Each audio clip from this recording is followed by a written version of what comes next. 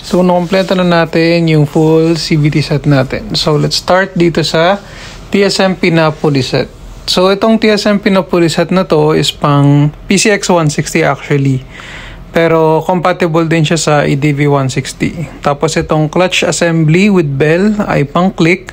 Pero again, compatible din siya, pati yung supply niya sa pang PCX tsaka EDV. Itong center spring naman natin, RS8 na 1.2 na NMAX Aerox. So, shoutout kay Dude Scooter Motovlog kasi sa kanya ko nalaman to and curious din ako i-try. Tapos ito naman, RS8 din na torque drive. So, nakalagay dito EDV 160 pero dun sa box niya kasi NMAX Aerox. So, naka-curious kasi ako if kasya ba talaga yung pang NMAX Aerox sa EDV 160. So, yun. Tingnan muna natin kung ano ba yung mga pwede pa nating makita. So, let's start off dito sa pulley set. Sa PCX 160 to, pero again, compatible siya sa EDV 160. Dalawang version na to. Ito yung mas bagong version. So, check lang muna natin.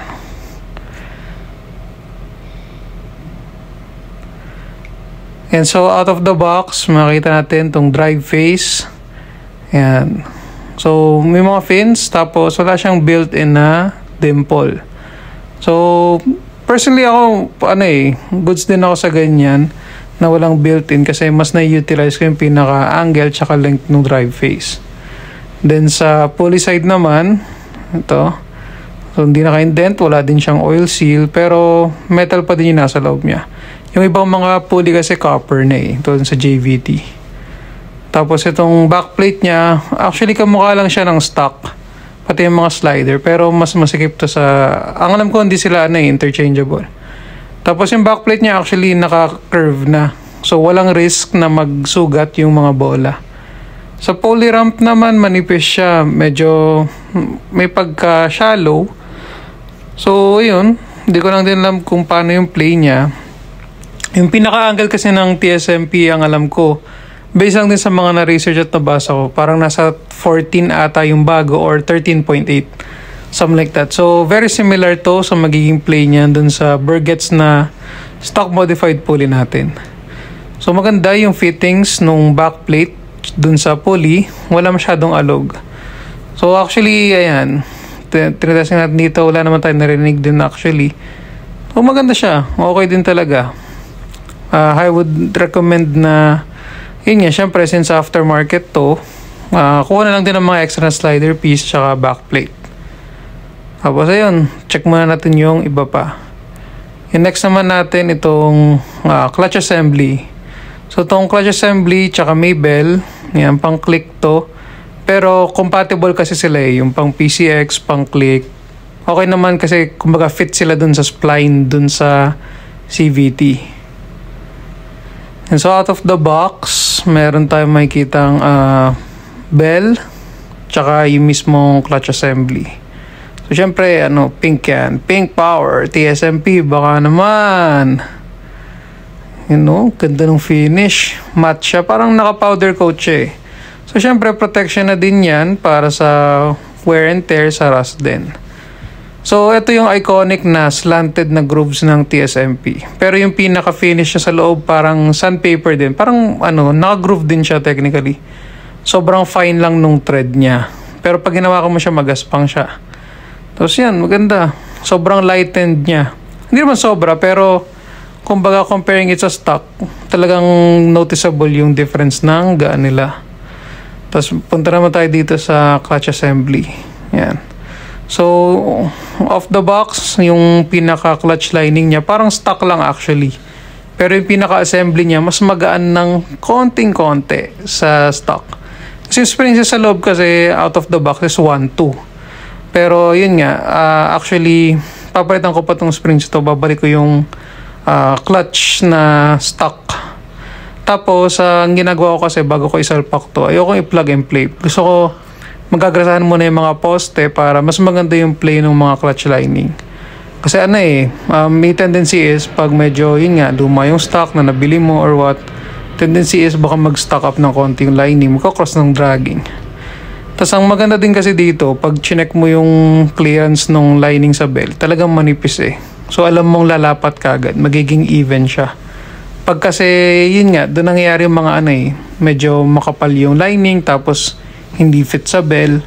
Pag ganun kasi nagko-cause pa rin yun ng possible dragging. Again, hindi yun yung main cause. Kumbaga, one of the possibilities lang ng pwede na maging cause ng dragging. Then, punta tayo dito sa springs. So, actually, ito lang yung pinaka-pinalitan natin, center spring, 1,200 RPM. Tapos, pang NMAX Aerox. So, shoutout kay Dude Scooter Motovlog. Siya nakita kong gumamit ng pang NMAX Aerox. So, curious lang din tayo matry kung ano ba yung magiging effect niya. Kasi, medyo may logic naman para, for me, since mas maikli, mas makakabuka yung pinaka-torque drive. And at the same time, yung tigas ng RPM niya, yun, mapaprovide pa din naman yung gusto nating tension, kumbaga. So, kuha lang tayo ng spring ng pang Click 150. Pero kasing size lang din to ng stock ng EDV tsaka PCX 160. So, ito ay NCY na 1,500 RPM. Compare lang natin siya sa size nung sa RS8 na 1,200 RPM. So, kitang-kita naman natin dito, comparing it side by side na mas mahaba yung pang EDV PCX na spring compared sa pang NMAX Aerox. So, yung ikot din nila magkaiba. Sa NCY counterclockwise, sa mga RS8 naman ay clockwise siya. So, again, 1,200 RPM to. So, titingnan natin yung stiffness. So, since brand new po tong RS8 na center spring, medyo matigas pa talaga siya. Parang ganito siya na 1.5 RPM. Then yun, syempre, eventually, after using it, medyo mas lalambot pa siya. Tapos ngayon, yung last natin na i-unbox would be yung torque drive. So, again, itong torque drive na to ay gusto natin ma-compare kung pang NMAX Aerox ba yung nakalagay, pero nilagay na pang EDV 160 kasi compatible naman talaga. Para kasi next time in the market, let's say may mga nilabas na torque drive na pang NMAX Aerox exclusive daw, pero kasya naman pala sa PCX EDV, edi mas may utilize din natin yun. Kumbaga magagamit din natin siya. Kasi compatible naman yung parts. So yan, unbox muna natin. So from the box, makikita natin the torque drive itself. So yung black na kinuha natin, para black pink, kumbaga TSMP XRS8 na item. Para pink power number 1, tapos black na RS8. And so may kasama na siyang torque drive nut. Ayan. So, same lang naman to sa size nung sa stock. Wala namang anything different dito. Pero, ayun nga. Itong torque drive kasi na to, curious lang din ako matesting yung curve tsaka yung straight na slot. So, in terms of heaviness, yung pinaka-feel niya, same lang sa stock actually. Kumbaga, it's more of meron lang extra details, attention to details. Yung feeling ko kasi parang siya mas mahaba ng konti compared sa stock. Pero i-compare pa rin din natin yun. So, yung pinakabuka niya, yung sa atin kasi, yung kay Burgett's na yun nakalkal na. So, modified na din yun. Pero ito kasi, out of the box, parang same size na. So, ito, pagka-remove ng color, makikita natin yung mga dual angle profile niya. Yan. Merong curve, then merong straight. Tapos, off the box, may grasa naman siya. Pero again, i-re-grease muna natin to or i-repack para pag naman ginamit natin ay mas magtagal kagad siya. Kasi of course, di natin alam gano'ng katagal na na stock yun. So, ang gagamitin natin kay Cabro Gainer 8 High Temp Grease. Yan ang mabisa. Pag nag-CVT clean ako, ito talaga yung ginagamit ko. Nalaman ko lang dito kay Sir Motobeast. Shoutout Sir Motobeast. Isa ka sa mga inspiration ko sa pag-DIY din sa ADV ko. Then yun din yung ilalagay ko sa clutch assembly sa mga poste doon para mas maganda lang yung pinaka-play niya. So ito lahat ng mga ilalagay natin mamaya kay Gabi sa EDV 160 natin para sa full CVT upgrade niya. Ayan. So ganito, actually nagulat ako dito sa TSMP na clutch assembly kasi yung pinaka-poste pala niya, maganda na yung play. Kumbaga, no need na technically lagyan ng grasa pero just to be on the safer side, lagyan na lang din natin ng konting-konti. Yung purpose lang kasi nun is para mas maganda yung play. Din yung mga springs kasi niya is 1-2, medyo matigas para sa stock engine. And medyo ma-RPM kasi yun. So, ako kasi hindi ako masyadong fan ng sobrang taas na RPM. Pero of course, maganda pa rin naman yun for, yun nga, people who likes medyo racing o kaya pag medyo heavy ka na rider, mas matula ka niya kagad. So ito yung mga play sa poste, sobrang ganda, hindi ko pa yung nalalagyan ng grasa. So yung purpose kasi talaga kung bakit maglalagay ako ng grease, para ganito ka free play yung magiging ano niya. Kumbaga laro dun sa poste, para mas smooth lang siya pag nag-engage na siya dun sa clutch bell. So ito, ayan, sa mga areas na to, chinecheck ko lang din kung naliha na ba siya. Pero ayun, parang kinaganda kasi sa mga ganitong branded na aftermarket. Ano siya kumbaga maganda na yung pagka-fit niya, maganda yung fittings. Kasi naka-powder coat. Feeling ko naka-powder coat to Pero again, baka yun nga, na-spray paint lang. Pero at least protection na din yan sa rust. So yung mga pinatatanggal ko lang sa springs kasi yan, mga screwdriver lang, wala pang ibang tools. So ilang odo ba bago tayo nag-full CVT set? So we have 2598. So around that odo, na-complete na natin yung infinity stones. So ano ba kailangan mo pag babaklas kabit ng CVT? Of course, kailangan malamig. Yung una-una. Tapos, meron tayong 22mm na socket wrench para yan sa pulley side. Then meron naman tayong 19mm para sa bell side, tsaka deep socket na 8mm. Yan, kailangan to kasi may mga areas na malalim na hindi basta-basta naaabot ng mga normal na 8mm na socket wrench. Kasi sa ADV PCX 160, Click 160 din ata, may mga malalalim na part, kailangan ng deep socket wrench. So 8mm yun. Then itong combination ng open tsaka close na wrench para dun sa isang bolt dito sa may taas ng CVT cover. Kasi meron dong 8mm din. Then itong Allen wrench para dito sa isang bolt na nasa may CVT cover. Kasi ewan ko ba bakit may ganun dun. Pero at least mas protected. And of course mga impact natin. So dalawa sila. Isang pantanggal, isang pang higpit. So mas minabuti ko lang talaga na dalawa para in case na yun nga. May times kasi na pag sobrang higpit na lowbat. Y tool naman para sa panghawak ng pulley tsaka bell. Then 3941 torque drive wrench, yun sa nut doon.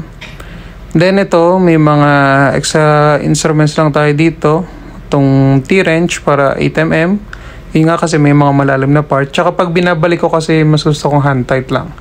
Then ratchet para sa initial na paghigpit. Screwdriver and pliers para sa clutch spring since papalitan ko yung clutch spring. Then ikakabit ko na itong mga to. So start muna tayo sa pulley side.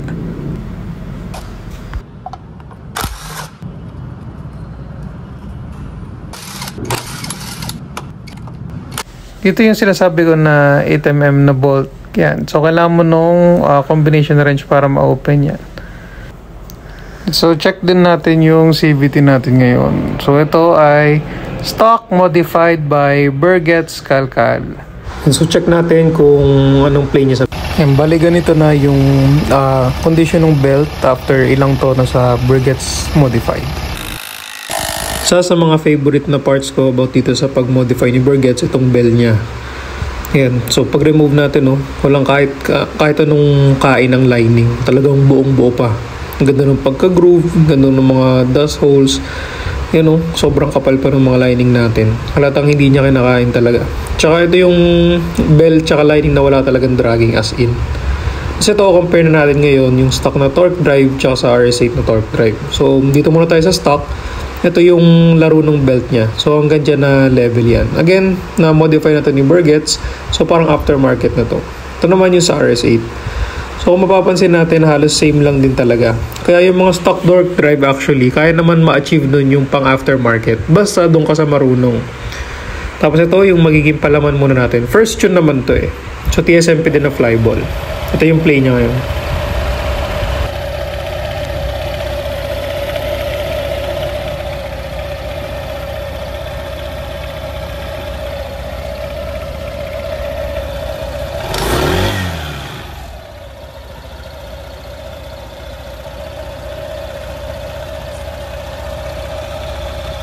So, konting top speed muna tayo. Test dito sa set natin. And so, ito yung galing kami ng Tagaytay. Yan yung nakuha kong mileage. Tapos yun yung takbuhan. Okay naman yung initial tune pero medyo nakukulangan lang ako. So ang gagawin natin ngayon ay magtotono tayo. Then i-compare natin yung Burgett's na kalkal na pulley set na stock, modified sa full TSMP na CVT set.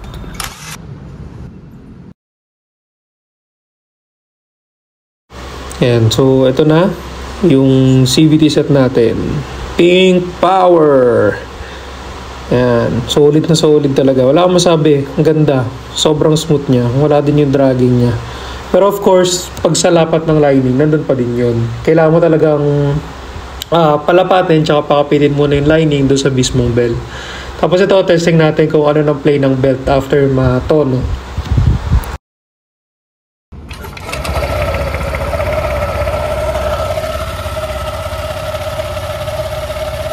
So after long ride at may iba yung tono, kitang-kita natin na napakaganda pa din ng play ng belt. So mag-iba din tayo ng tono ngayon. Tsaka i-compare din natin sa stock. So yan, makikita talaga natin. Expected natin yan. May mga konting dumi talaga kasi yun nga, lalapat pa yung lining dun sa mismong belt. Pero dun sa Burgett's, nung na-modify, wala akong na-experience na ganun.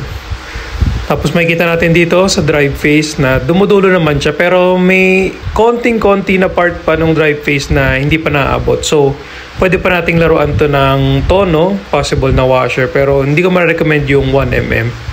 Tapos ito, feeling ko yung pagkapagpag niya pag nagka-high speed, medyo tumatama na dun sa pinaka-crankshell natin.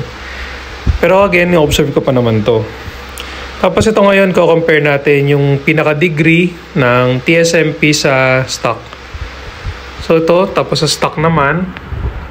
So most likely, parehas lang sila ng degree. Sa Burgett's ko kasi is 13.8. Yan, tapos ngayon, papakita ko sa inyo na itong mga aftermarket kasi na pulley, hindi na normally nire-require na magkaroon ng washer. Kasi yung iba may built-in washer, yung iba naman nakatulad nito, walang built-in washer. Pero kasi magiging nito, plain nito pag nilagyan ko pa ng washer na yan, halos wala nang makikita yung spline. Tapos normally kasi pag sa mga ganun, medyo pumapagpag yung belt. So papakita ko din naman sa inyo kung ano itsura, pero ayan, halos wala nang matitira dun sa spline. Which is hindi ko talaga mara-recommend kasi chances are baka kumalas yung pulley nyo and mas malaking sakit ng ulo yun. Ayan, pero papakita ko naman sa inyo itsura. So ito siya. Ayan. Ganyan na lang yung matitirang spline kapag ilagay nyo pa ng 1mm na washer. Again, 1mm lang yung kinabit ko. 0.5 siguro pwede pa or 0.3 yung mga nasa stock ng Yamaha. Pero pag 1mm, malabo. Kasi ito din yung magiging play niya pag may washer siya. Yan. So, kita natin may pagpag. Kasi of course, nagkaroon ng added factor yung kumbaga yung lawak. Medyo mas naging uneven yung play ng belt.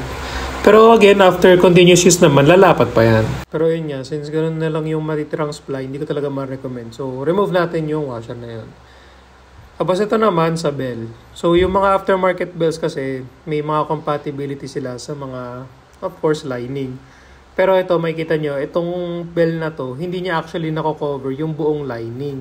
So, pag binaklas mo to, or yung iba na medyo malalalim yung groove na aftermarket na bell, ang nangyayari is, kalahati lang or may part talaga na hindi nahawakan nung pinaka-clutch lining. Unlike kapag itong stock bell. Kaya actually maganda talaga pag marunong yung nagmo-modify. Kasi comparing dun sa aftermarket kanina, itong stock bell talagang cover niya yung buong lining eh. Tapos ngayon ibabalik natin yung sa aftermarket. Ayan may kita nyo na merong parte, may maliit na kita yung pula. And so balik na natin ulit na walang washer. Makita nyo na may konting pagpag of course, pero yan, mas nagiging pino ulit kagad yung pag-play ng belt.